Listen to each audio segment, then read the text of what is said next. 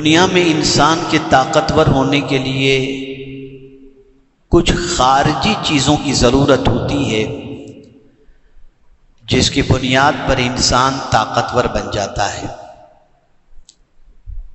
انسان کے پاس اگر مال ہے تو مال کی بنیاد پر وہ طاقتور محسوس کیا جاتا ہے، اس کے تعلقات اچھے ہیں، اعلیٰ درجے کے لوگوں کے ساتھ یا طاقتوروں کے ساتھ، تو انسان اسے بھی طاقتور محسوس کرتا ہے۔ اور ایسے ہی اگر انسان کو کوئی عہدہ مل جائے تو اسے طاقتور محسوس کیا جاتا ہے۔ بس یہ صرف اشارتاً میں نے آپ کو سمجھا دیا، آپ اس پر غور کر سکتے ہیں اور محسوس کر سکتے ہیں کہ ایک انسان بظاہر تو اس کا جسم عام انسانوں جیسا ہوتا ہے، لیکن وہ انسان عام انسانوں کی طرح نہیں ہوتا اگر اس کے روابط اچھے ہوں، تعلقات اچھے ہوں، اقتدار ہو، ساری چیزیں ہوں، تو وہ اپنے آپ کو طاقتور محسوس کرتا ہے۔ پتہ چلا تعلق کی بنیاد پر، کسی طاقتور سے تعلق کی بنیاد پر، کسی اعلیٰ درجے کے انسان سے تعلق کی بنیاد پر انسان خود کو طاقتور محسوس کرتا ہے۔ اب قربان جائیے رحمت عالم صلی اللہ تعالی علیہ وسلم کے ارشاد پر کہ فطرت انسانی کو میرے آقا صلی اللہ علیہ وسلم جانتے ہیں کہ دنیا کا کوئی انسان کمزور رہ کر کے زندگی گزارنا نہیں چاہتا، طاقتور بن کر کے زندگی گزارنا چاہتا ہے۔ تو سرکار صلی اللہ علیہ وسلم نے دستور عطا فرمایا، اور ابتدا کتنے پیارے انداز سے فرمایا من ارادہ، جو یہ ارادہ کرتا ہے، جو یہ چاہتا ہے، ان یکون اقوی الناس، لوگوں میں سب سے زیادہ طاقتور بن جائے۔ اب آپ اندازہ لگائیے یہ قول کس کا ہے؟ رسول اعظم صلی اللہ علیہ وسلم۔ آقا کریم صلی اللہ تعالی علیہ وسلم کو اللہ عز و جل نے طاقتور بھی بنایا، اور میرے آقا کی طاقت کا عالم تو یہ ہے کہ اشارہ کر دیں تو چاند کے 2 ٹکڑے ہو جائیں، اشارہ کر دیں تو ڈوبا ہوا سورج پلٹ آئے، اتنی طاقت میرے آقا صلی اللہ علیہ وسلم۔ اب وہ رسول اعظم صلی اللہ علیہ وسلم فرماتے لوگوں میں اگر کوئی یہ چاہتا ہے کہ طاقتور بن جائے تو ظاہر سی بات ہے کہ وہ جو نسخہ عطا فرمائیں گے وہ کتنا عظیم ہوگا۔ اب اس نسخے کو بتانے سے پہلے تھوڑا سا سمجھا دوں۔ اگر آپ کے تعلقات بہت ہائی لیول پر ہوں تو کیا ہوگا؟ وہ ہائی لیول پر جو بندہ ہوگا اس کے اختیارات ہوں گے، وہ کسی کو فون کر دے کام ہو جائے، وہ مال کی ضرورت ہو تو دے دے، آپ کا کوئی مسئلہ ہو تو حل کر دے۔ تو آپ اس کو پہلے طاقتور دیکھیں گے تو اس سے تعلق قائم کریں گے۔ اب ایک آرڈینری انسان کے پاس کچھ ہے ہی نہیں تو آپ اس سے تعلق کیسے قائم کریں گے؟ اور اس سے آپ کا کیا فائدہ ہوگا؟ کچھ تو ہونا نہیں۔ اب حضور نے مینشن کیا کہ کائنات کے اندر اگر سب سے زیادہ طاقتور کوئی ہے تو اللہ ہے، اس سے زیادہ طاقتور کوئی ہے ہی نہیں، اور ساری کائنات اس کے دست قدرت میں ہے۔ وہی ہر چیز کا مالک ہے، وہی ہر چیز کا خالق ہے۔ زمین بھی اس کی اطاعت کرتی ہے، آسمان بھی اس کی اطاعت کرتا ہے، چرند و پرند بھی اس کی اطاعت کرتے ہیں، شجر و حجر بھی اس کی اطاعت کرتے ہیں۔ وہ اگر زمین کو حکم دے دے تو 35 سیکنڈ کے زلزلے کے اندر پورے شہر کو ملبے کے ڈھیر میں تبدیل فرما دے۔ وہ اگر آسمان کو حکم دے دے تو اس طرح سے موسلادھار برسے کہ بستی کی بستی تباہ ہو جائے۔ پتہ چلا سب سے زیادہ طاقتور کون ہے؟ جواب دیجیے آپ، اللہ۔ یہ آپ کا بھی عقیدہ ہے، میرا بھی عقیدہ ہے، سب کا عقیدہ ہے۔ اب حضور کیا فرماتے ہیں؟ میرے آقا صلی اللہ علیہ وسلم فرماتے ہیں من اراد ان یکون اقوى الناس، جو لوگوں میں سب سے زیادہ طاقتور بننا چاہتا ہے فَلْيَتَوَكَّلْ عَلَى اللَّهِ، وہ اپنے رب پر بھروسہ کر لے، اللہ پر بھروسہ کر لے، اللہ کو کارساز حقیقی بنا لے، مان لے، اور اس طرح سے اللہ پر بھروسہ کرے کہ فرمایا گیا جس طرح پرندے بھروسہ کرتے ہیں کہ نہ ان کا کوئی گھر ہے، نہ ان کے اگلے دن کا کھانے کا کوئی اسٹاک ہے، صبح بھوکے نکلتے ہیں، شام کو پیٹ بھر کر کے آ جاتے ہیں۔ اے پرندو، کل کی فکر کیوں نہیں کرتے؟ تو جواب ملے گا جس نے پیدا کیا ہے اس پر ہمیں بھروسہ ہے کہ جس نے آج رزق عطا فرمایا وہ کل بھی ہمیں روزی عطا فرمائے گا۔ اللہ پر بھروسہ، اللہ پر کامل یقین، ایسا توکل اپنے پروردگار پر کریں۔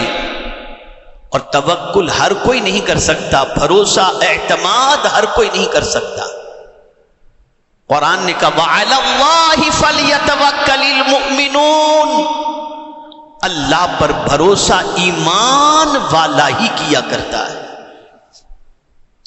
جس کے سینے میں ایمان ہوگا، وہ ہزار اس کے سامنے مسائل کے پہاڑ اور مصائب کے پہاڑ کھڑے ہوں، وہ اپنے رب پر اس طریقے سے بھروسہ کرے گا کہ میرا رب سب سے زیادہ طاقتور ہے، وہ چاہے تو سمندر میں راستے پیدا کر دے جو اس کے دست قدرت میں۔ آئیے میں آپ کو ایک واقعے کے ذریعے سمجھاؤں۔ حضرت ابراہیم علی نبینا علیہ الصلاۃ والتسلیم کے لیے نمرود نے آگ جلائی۔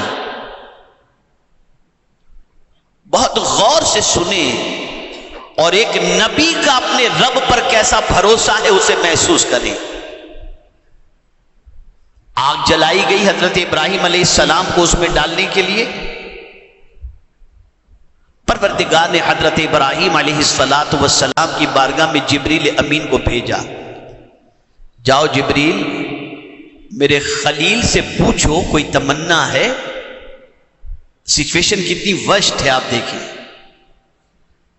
حالت یہ ہے کہ آگ کے اندر زندہ ڈالنے کا پلان، آگ تیار ہو چکی ہے، اور ایسا فرشتہ آ کر کے کہہ رہا ہے کہ جس کو اللہ نے یہ طاقت دی ہے کہ میں آپ کو کیا بتاؤں، اتنی طاقت حضرت جبریل امین علیہ الصلاۃ والتسلیم کو اللہ نے دی ہے کہ حضرت یوسف علیہ السلام کو جب ان کے بھائیوں نے کنویں سے نیچے پھینکا، حضرت جبریل سدرۃ المنتہا پر تھے، انہوں نے وہاں سے سفر شروع کیا، حضرت یوسف کے کنویں میں نیچے پہنچنے سے پہلے انہوں نے اپنے پر میں اٹھا لیا۔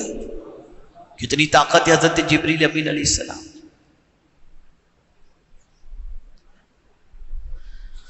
وہ حضرت ابراہیم علیہ السلام سے کہتے حل لک حاجت یا ابراہیم، اے ابراہیم تمہاری کوئی حاجت ہے؟ تو حضرت ابراہیم علیہ السلام سچویشن دیکھ رہے ہیں، پاورفل فرشتہ دیکھ رہے ہیں، پھر بھی کیا کہتے ہیں؟ حاجت تو ہے لیکن تجھ سے نہیں، تجھ سے کوئی حاجت نہیں۔ تو کہا ٹھیک ہے، اپنے رب ہی سے اپنی حاجت پیش کر دیجئے،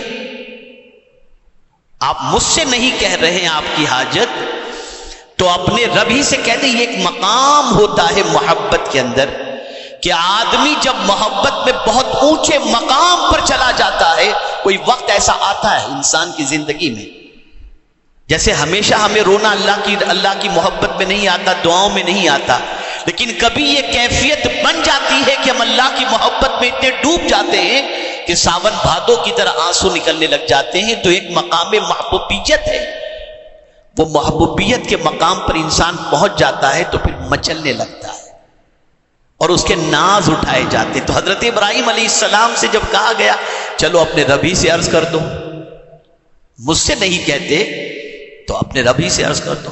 وہاں بھی مچلتے ہیں حضرت ابراہیم، اس سے کیا عرض کروں، وہ تو مجھ سے زیادہ میری حالت سے باخبر ہے، مجھ سے زیادہ میری حالت سے باخبر ہے. یعنی کتنا بڑا توکل. اور اس وقت حضرت ابراہیم علیہ السلام کی زبان پر جو چیز تھی، جو دعا تھی، مفسرین فرماتے ہیں اس وقت حضرت ابراہیم علیہ السلام کی زبان پر یہ دعا تھی، حسبنا اللہ ونعم الوکیل، اللہ میرے لیے کافی ہے اور وہ بہترین کارساز ہے. اب اس توکل کا نتیجہ کیا نکلا؟ دشمن نے آگ میں ڈالا اور اللہ نے آگ کو باغ میں تبدیل فرما دیا. تو طاقتور اللہ ہے، قوت والا اللہ ہے. بڑی معذرت کے ساتھ میں عرض کرتا ہوں، مومن کا، جملے پہ توجہ چاہوں گا، مومن کا، آج کے مسلمان کا سب پر تو بھروسہ ہے، رب پر بھروسہ نہیں، رب پر بھروسہ نہیں.